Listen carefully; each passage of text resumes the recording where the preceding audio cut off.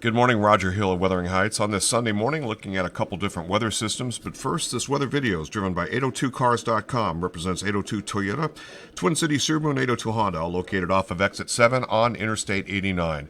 A couple different branches of the jet stream. We have the polar branch, the more northerly branch, involved with some snow. Also, a subtropical branch of the jet stream that has taken a lot of moisture off the Pacific Ocean. The subtropical Pacific cut across parts of the desert southwest in Mexico, and indeed producing a lot of severe weather outbreak this morning across the south. This is producing also a shield of rain and precipitation-wise. And this is what's going to be producing a rain shield that's going to be working in during the morning hours on Monday, and some pretty strong southeasterly winds. The wind fields are set up more of a sort of south to southeasterly wind in the morning and through most of the day, and then a quick change to the southwest and west as a cold front will whip on through. That has its own issues in terms of wind gusts, and we could see some pretty good winds here. This could be an event that has anywhere from 40 to locally 65 mile an hour gusts. And the western slopes look to be the most prone, and of course adjacent valley floors, eastern Champlain Valley, and down the Route 7 corridor into southern parts of Vermont. The secondary portion of the storm with the cold front moving on through, that looks like it's a little bit more centered for central and southern parts of Vermont, a little less hectic from northern areas. The other thing is we're looking at a pretty good mild push with probably a spike of temperatures that will probably easily go into the 55 to maybe as high as 65 degree range, just out ahead of that cold front. So a lot of dynamics in play.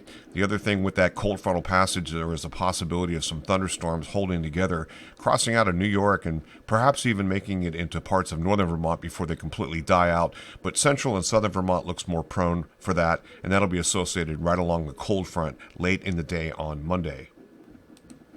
Okay, looking at the European, the quick overview shot here, we can see rain moving in. This is valid the end of the day. This would be 8 p.m. this evening, this Sunday evening, and we'll have a precipitation shield that'll be organizing, and you can see where the thunderstorms are located. You can imagine the slightly heavier amounts of these showers, that clusters of thunderstorms that kind of carry over, and this is right along that cold front I've been describing.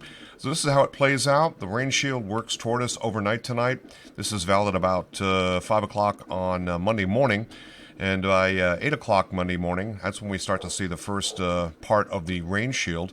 And of course, we have a tightening pressure gradient. And this is our main low here.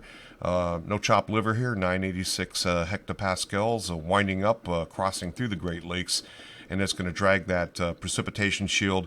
Strong gradient winds as this area of low pressure deepens, and you can see those stronger winds with the tightening of the pressure gradient, and that continues to move on through. And then we have that cold frontal passage late in the day. Some thunderstorms, it looks like, make it into at least parts of southern Vermont. There's some indication of that. The stronger stuff, more severe weather, is going to be tracking through the middle Atlantic states, parts of the Northeast, southern New England, and then off the coast.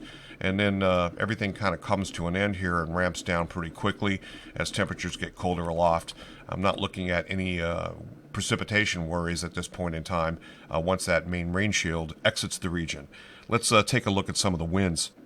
Okay, looking at the NAM here, what we're looking at is the winds at 850 hectopascals. And let me cut this.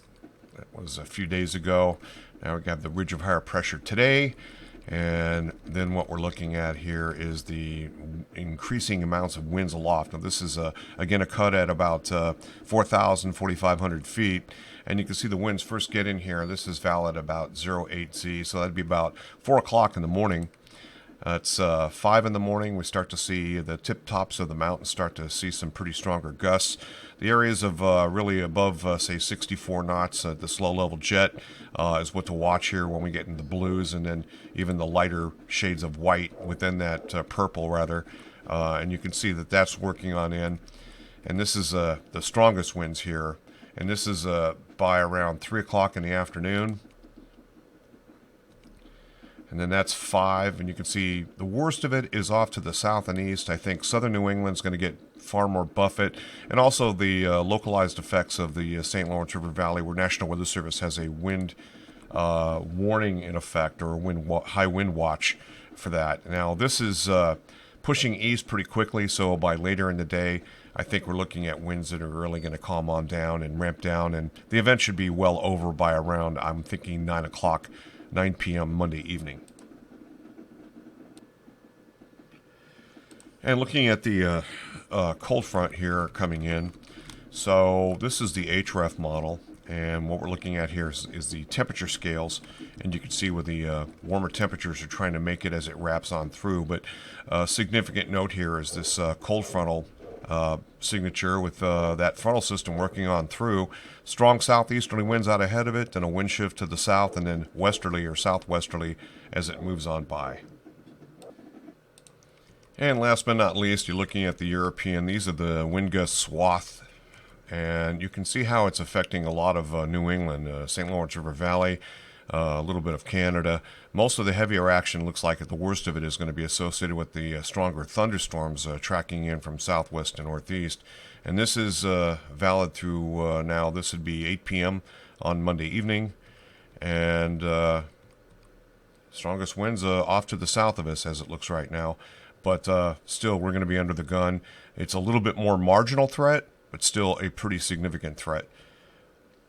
Roger Hill, Wuthering Heights. Thanks for watching.